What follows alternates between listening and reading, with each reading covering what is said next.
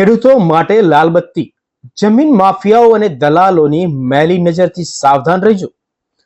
ખેડૂત મિત્રો જાગતા રહેજો, નહીતર વર્ષો જૂની બાપ દાદાની જમીન ગુમાવવાનો વારો આવી શકે છે।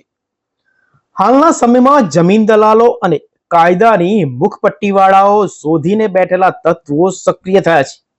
તેઓ ખાસ કરીને એવી જમીનનો ટાર્ગેટ કરી રહ્યા છે જેના કાગળો કે વારસાઈમાં થોડી પણ ચૂક રહી ગઈ હોય। કઈ જમીનો પર છે કૌભાંડીઓની નજર, આવો જોઈએ। નામ વગરનો ભોગવટો એટલે જમીનમાં વાસ્તવમાં તમારા કબજા કે ભોગવટામાં હોય, પરંતુ સરકારી ચોપડે ટેકનિકલ કારણોસર હજુ તમારું નામ દાખલ ન થયું હોય। નોંધ વગરના વર્ષો જૂના ઉતારા એટલે વર્ષોથી જમીન સરકારી ઉતારા 7/12 કે 8 કોઈ નવી નોંધ ન પડી હોય તેવી શાંત કે વણખેડાયેલી જમીનો।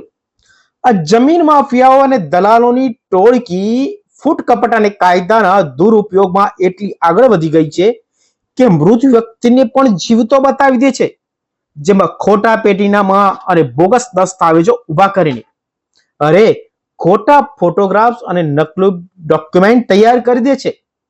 માલિકની જાણ બહાર જ જમીનની ખોટી વંચણી કે ગુપ્ત વેચાણના ખેલ પાડીને મસમોટા કૌભાંડો આચરી રહ્યા છે। હવે બચવા માટે ખેડૂતોએ સ્વયં જનજાગૃતિ લાવવી પડશે। તમારી જમીનના રેકોર્ડ નિયમિત સમયાંતરે તપાસતા રહો કે ખોટી નોંધ તો નથી ચડી રહી ને। જો કોઈ કાયદેસરના વારસદારનું નામ ચડાવવાનું બાકી હોય તો વિલંબ કર્યા વિના તાત્કાલિક વારસાઈની નોંધ કરાવો। કબજો અને કાગળ બંને મજબૂત રાખો।